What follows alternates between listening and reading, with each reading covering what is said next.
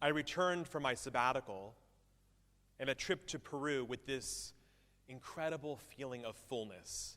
For me, the kind of fullness that comes from spending real, uninterrupted time with Anna and the kids. Peru, whether it was deep in the Amazon or standing atop Machu Picchu, was just breathtaking. I had the space to breathe, to think, and to reflect. And I came back feeling grounded and centered and so incredibly grateful to this community for giving me the gift of time. Thank you. And yet, almost the moment that I stepped back into my office, the calm disappeared. The news from Israel was relentless. Missiles from the north, hostages murdered, families killed in Gaza, and here in America, Jewish college students targeted on campus, and pervasive anti-Semitic attacks. After a year that had tested us again and again and again, I felt the weight of these events deeply. During my first week back, I visited a family who was sitting Shiva for a loved one who had died. And when I arrived, I found a small group of people sharing stories and leaning on one another.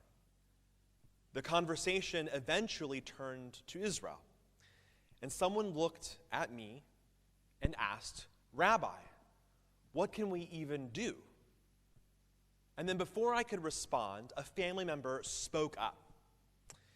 "What we can do," she said, "is show up for each other. We can hold each other up when it feels like the world is falling apart." And at that moment, something just clicked. It wasn't about having all of the answers or fixing everything. It was about showing up, daring to hope, choosing to be present, to listen, and to hold space for one another, even when the path forward is not clear. Now, I wasn't entirely sure whether the family member was referring to the loss of their loved one, or the situation in Gaza and Israel, or what's happening here in the United States. What made their response profound was that it didn't matter. The wisdom applied to all.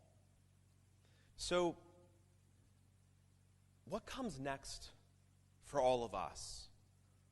What do we do with all of our grief, our uncertainty, and our fear?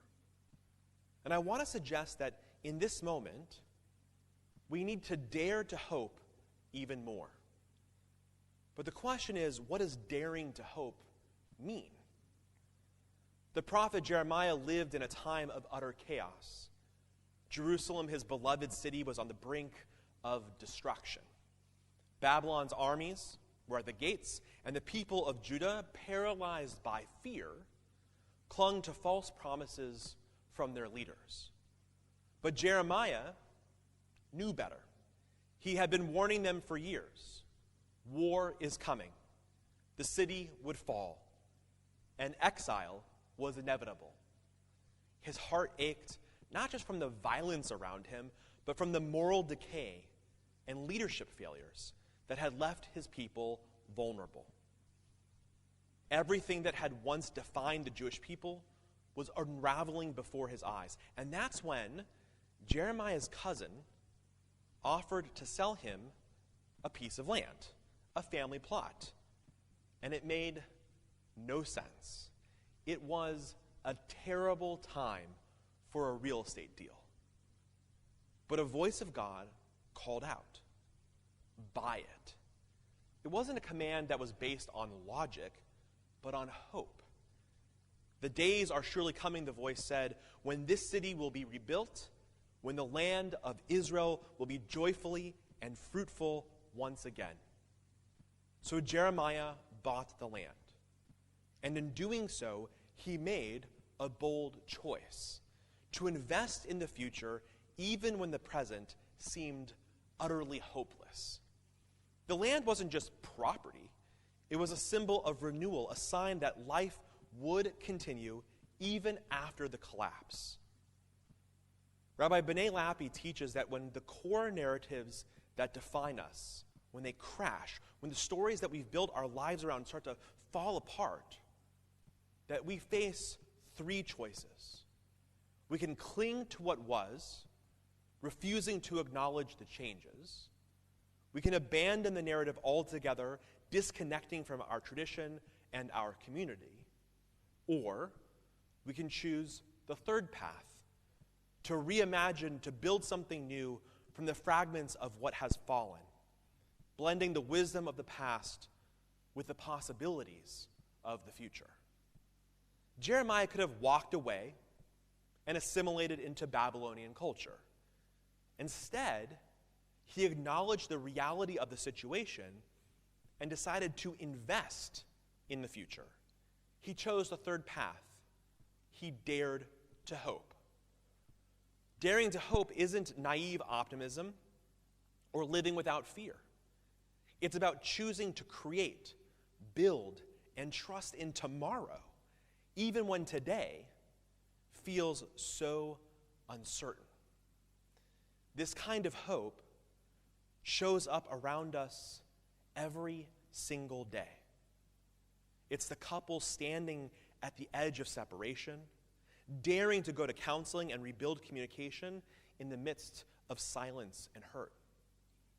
It's the parents worrying about their teenager, drifting into self-destruction, showing up day after day after day, getting help, knowing that their stubborn love and unwavering support can still help be a guide.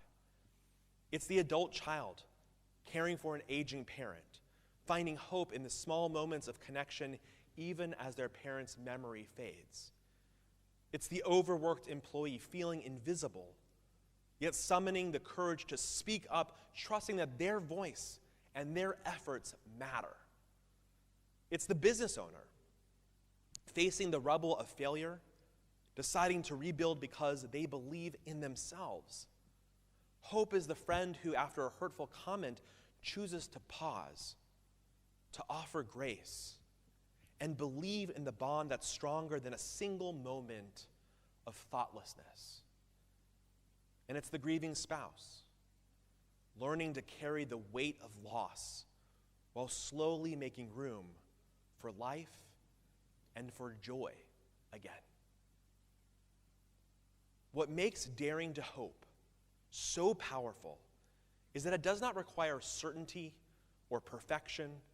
It's the quiet belief that keeps moving us forward. It asks us to keep trying, not because the outcome is guaranteed, but because something inside of us knows that hope is worth holding on to. It's the commitment to remembering that we're all human, that we're all struggling, imperfect, and trying. Daring to hope doesn't rush to fix what is broken. It honors the cracks. It sees the beauty in what's unfinished and invites us to imagine what could be while accepting what is. Daring to hope means that we're believing, despite everything, that together we can still build a future that's worth living for. Now, in the past year, we've heard many stories about the hero Hirsch Goldberg Polin, who was terribly injured saving others, held hostage for over 300 days, then murdered by Hamas. But there's a lesser-known story about Hirsch's cousin, which my friend Rabbi Wendy Geffen told me. When Hirsch was taken hostage on October 7th, his cousin's world collapsed. The grief was overwhelming. But even worse was the sense of helplessness. And one night, his wife offered him a piece of advice: do something Jewish. He had opened a new deli in Chicago last summer, but in the wake of Hirsch's capture, he decided to make the deli more intentionally Jewish. He began serving holiday meals, creating gatherings, and building real community around the deli. Hirsch's cousin, well, he couldn't change the political reality in Israel. And he couldn't bring Hirsch home. He could have just walked away from Judaism altogether, disconnected entirely because of his grief. But he did know one thing for certain. He could dare to hope. He could create a new space to connect with his roots and a place where Jewish tradition and stories and identity come alive with every meal served. So he blended loss with creation. He held on to his roots while growing a Jewish commitment that will endure in the life of his family and his community. In the past year, I have been inspired by the bravery of individuals like Rachel Goldberg Polin and Jonathan Polin, Hirsch's parents, journalist Barry Weiss, Israeli opposition leaders and politicians like Reform Rabbi Gilad Kariv, and college students who dealt with unreal challenges. And in the face of adversity, they stood up and they spoke out. And their resilience reminds us that hope doesn't rely on easy answers, but on the steadfast belief that our efforts, that they matter. And across America, we've seen a rekindling of Jewish spirit, a resurgence, but also a reckoning. On a daily basis, people are choosing to reconnect with their Jewish values. And here at Temple Bethel, we are witnessing it firsthand. I want to share some of the stories of people who have inspired me this year, changing some of their names to protect their privacy. First, Alex. For years, Alex watched his family engage in Jewish life while he participated and often cheered from the sidelines. And this year, he embraced the Jewish community and family that has given so much to him, and he chose to convert. His choice showed us how much stronger our community becomes when we open ourselves to those who are seeking a home in Judaism. And then there's Mayan, a Jew of color. She wasn't so sure if Jewish spaces were made for her, but she walked through our doors and she stayed. And her courage to belong didn't just change her experience, it expanded what's possible for all of us and reminds us that our strength is in our diversity. And Max, a college student, hadn't given much thought to his Jewish identity until he was targeted for being Jewish on campus. After attending Shabbat dinners at Hillel, he chose to become a camp counselor. This summer, he found pride. He found purpose in creating a Jewish summer for kids. And Max's story is part of a larger movement of young people stepping into leadership, ready to guide the future of Jewish life. And then there's Emily, living in rural North Carolina, way past Gastonia. She could have let her Jewish identity go, feeling that she was too isolated to engage. But instead, she chose to stream Shabbat services and log into classes and find her way to our congregation and choose to become a member. She isn't just letting physical distance prevent her from being Jewish, and it reminds all of us that no one is too far away to belong and to become. And Ben's been a member of the synagogue for decades. And after he retired, he could have just sat back and taken it easy. But instead, he chose to mentor younger Jewish leaders and show us that aging can be about deepening your role in our community and sharing your sage wisdom and not fading away. And then there's Ellie, who didn't grow up with strong Jewish ties and has wondered how to be a Jewish parent. So this year, she began studying Hebrew for the first time, reminding us that Jewish learning isn't about just for children. It's a lifelong journey that deepens with age. And if we want our kids to be educated, we can take the commitment to educate ourselves too. During my sabbatical, when we were in the Amazon, I learned about this unbelievably massive tree called the kapuk tree. I'm not even sure I'm pronouncing that right. And the tree can grow tall because its roots are deeply intertwined with nearby trees, allowing them to share nutrients and water. Now, beneath the surface, the trees support each other, and they create an ecosystem that survives through connection. And our community is the same.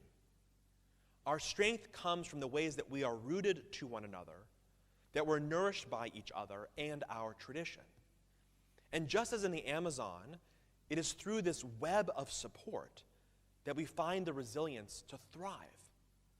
Each time we dare to hope, we expand what's possible, and we are reminded that we are not alone. We could have assimilated, we could have walked away, but we are part of something bigger. And like the trees in the forest, we are a living, breathing Jewish organism that is deeply connected. The future that we are building isn't just about surviving, it's about flourishing. And it all depends on what we choose to plant. In the depths of the Warsaw Ghetto in 1942, amidst fear and deprivation, a quiet but powerful resistance formed.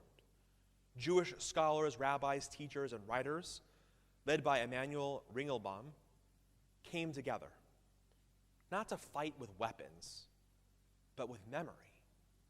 And they called themselves the Oneg Shabbat Group. And their mission was to document Jewish life even as it faced destruction. Armed with pens and paper, they recorded everything, celebrations and grief, the richness of Jewish life that continued even as the walls started to close in. And they collected testimonies, diaries, music, Jewish commentaries, not just to preserve the history, but as an act of resistance. Every word was a declaration that Jewish life held a meaning, that Jewish life held dignity no matter the circumstances. And they buried these writings, not to hide them away, but to plant them like seeds of hope, believing that the world would one day uncover their voices. And they were right. Decades later, the buried archives were unearthed, bringing the voices of the Oneg Shabbat group back to life. And their message was clear. Even in the darkest moments, they chose to believe in and plant for the future. And while we're not facing the same type of threats, we are certainly living in uncertain times. The world feels precarious, and our community, traumatized and wary, might not seem like the most obvious place to double down. But it is exactly the right place. And this is precisely what we are going to do as a Jewish community. Because now is the time to plant.